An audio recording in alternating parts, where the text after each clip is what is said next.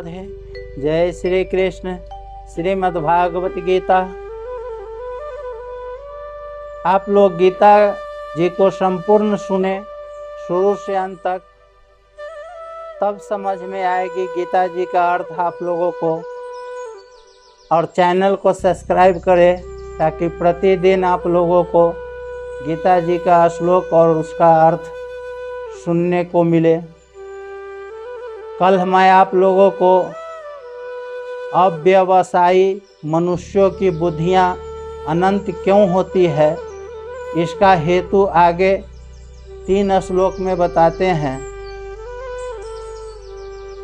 यामिमां पुष्पितां watch प्रवहदन्तय विपश्चितः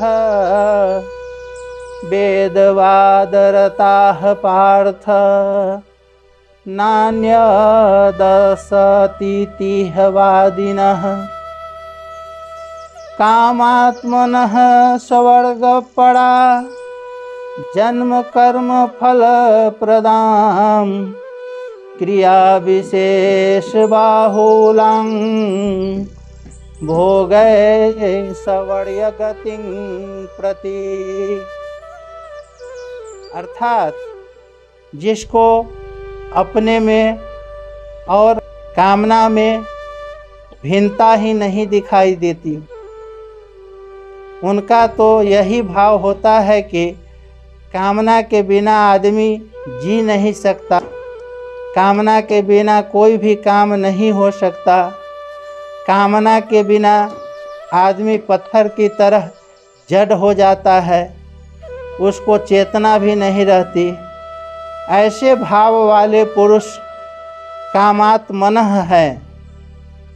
स्वयं तो नित्य निरंतर ज्यों का त्यों रहता है, उसमें कभी घट बढ़ नहीं होती, पर कामना आती जाती रहती है और घटती बढ़ती है। स्वयं परमात्मा का अंश है और कामना संसार के अंश को लेकर है। अतः स्वयं और कामना ये दोनों सर्वथा अलग अलग हैं, परंतु कामना में रचे पचे लोगों को अपने स्वरूप का भान ही नहीं होता। स्वर्ग पड़ा है, स्वर्ग में बढ़िया से बढ़िया दिव्य भोग मिलते हैं, इसलिए उनके लक्ष्य में स्वर्ग ही सर्वश्रेष्ठ होता है और वे उसकी प्राप्ति में ही रात दिन लगे रहते हैं। यहाँ स्वर्ग पड़ा है पद से उस मनुष्य की बात कही गई है जो वेदों में शास्त्रों में वर्णित स्वर्ग आदि लोकों में आस्था रखने वाले हैं। वेदवादरताः पार्थः नान्यः दस्तीतिह वादिनः। वे वेदों में कहे हुए सकाम कर्मों में प्रीति रखने वाले हैं, अर्थात वेदों का तात्पर्य वे केवल भोगों में और स्वर्ग की प्राप्ति में मानते हैं, इसलिए वे वेदवादरता है। उनकी मान्यता में यहाँ के और स्वर्ग के भोगों के सिवाय और कुछ है ही नहीं, अर्थात उनकी दृष्टि में भोगों के सिवाय परमात्मा, तत्व ज्ञान, मुक्ति, भगवत प्रेम आदि कोई चीज़ है ही नहीं। अतः वे भोगों में ही रचे पचे रहते हैं। भोग भोगना उनका मुख्य लक्षण रहता है। यामिमां पुष्पितां वाचं प्रवदन्तयः विपश्चितः। जिनमें सत असत, नित्य अनित्य, अविनाशी विनाशी का विवेक नहीं है, ऐसे अविवेकी मनुष्य वेदों की जिस वाणी से संसार और भोगों का वर्णन है, जिस वाणी में संसार और भोगों का वर्णन है, उस पुष्पित वाणी को कहा करते हैं। यहाँ पुष्पिताम कहने का तात्पर्य है कि भोग और ऐश्वर्य की प्राप्ति का वर्णन करने वाली वाणी केवल फूल पत्ती ही है, फल नहीं है। तृप्ति फल से ही होती है, फूल पत्ती की शोभा से नहीं। वह वाणी अस्थाई फल देने वाली नहीं है। उस वाणी को जो फल स्वर्ग आदि का भोग है वह केवल देखने में ही सुंदर दिखता है, उसमें अस्थाईपना नहीं है। जन्म कर्म फल प्रदाम, वह पुष्पित वाणी जन्म रूपी कर्म फल को देने वाली है, क्योंकि उसमें सांसारिक भोगों को ही महत्व दिया गया है। उन भोगों का राग ही आगे जन्म होने में कारण है।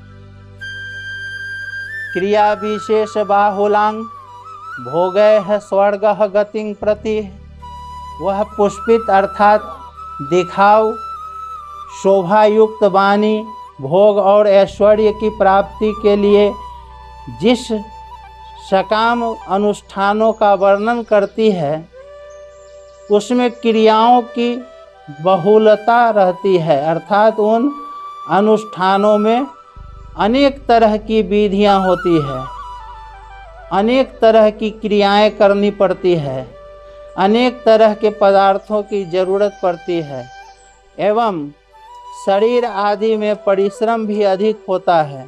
भोगैश्वर्य प्रसक्तानां तया पीडितः चेतसां व्यवसायात्मिका बुद्धिदः समाधौ न विधीयते।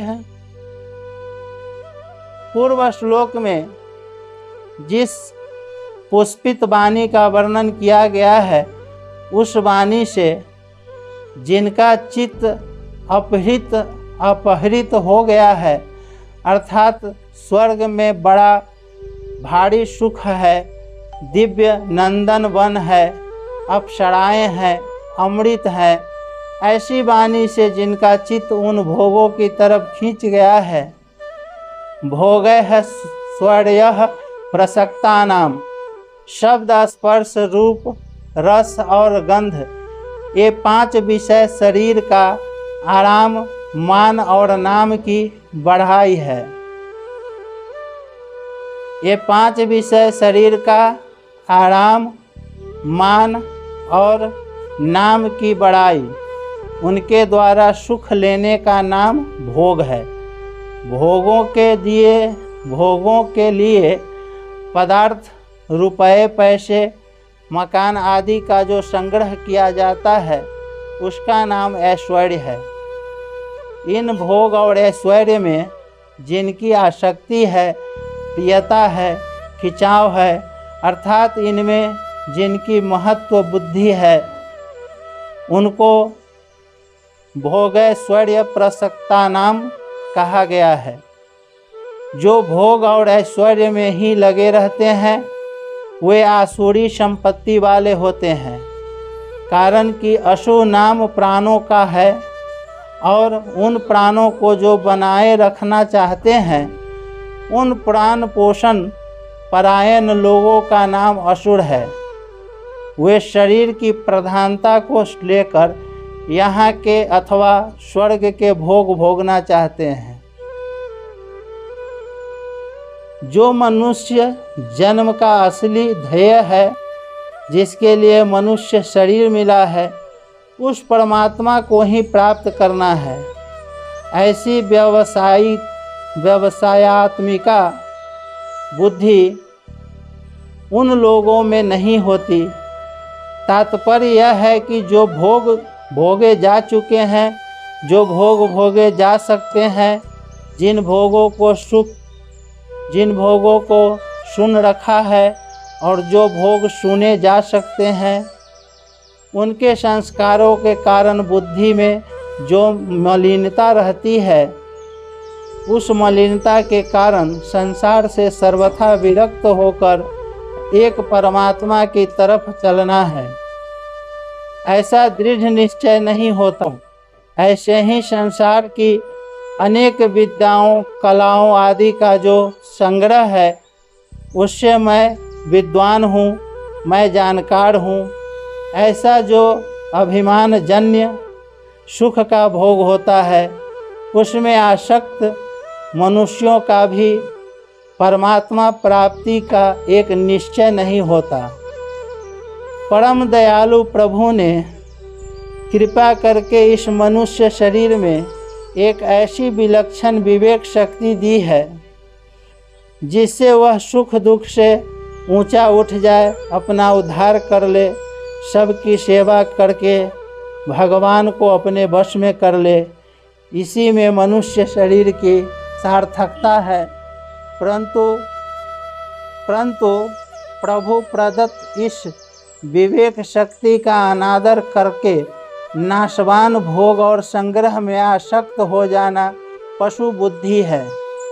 कारण कि पशु पक्षी भी भोग में लगे रहते हैं, ऐसे ही अगर मनुष्य भी भोगों में लगा रहे तो पशु पक्षियों में और मनुष्यों में अंतर ही क्या रहा।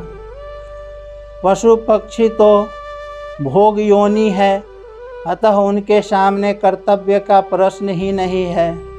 परंतु मनुष्य जन्म तो केवल अपने कर्तव्य का पालन करके अपना उद्धार करने के लिए ही मिला है, भोग भोगने के लिए नहीं। इसलिए मनुष्य के सामने जो कुछ अनुकूल प्रतिकूल परिस्थिति आती है, वह सब साधन सामग्री है, भोग सामग्री नहीं। जो उसको भोग सामग्री मान लेते हैं, उनकी परमात्मा में व्यवसायत्मिका बुद्धि नहीं होती। वास्तव में सांसारिक पदार्थ परमात्मा की तरफ चलने में बाधा नहीं देते।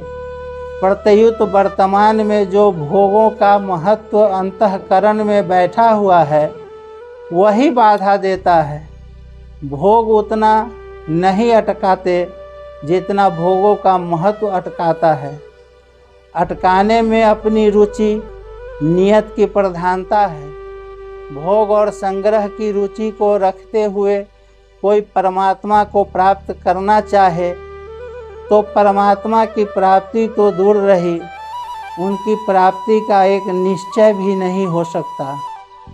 कारण कि जहाँ परमात्मा की तरफ चलने की रुचि है, वही भोगों की रुचि भी है।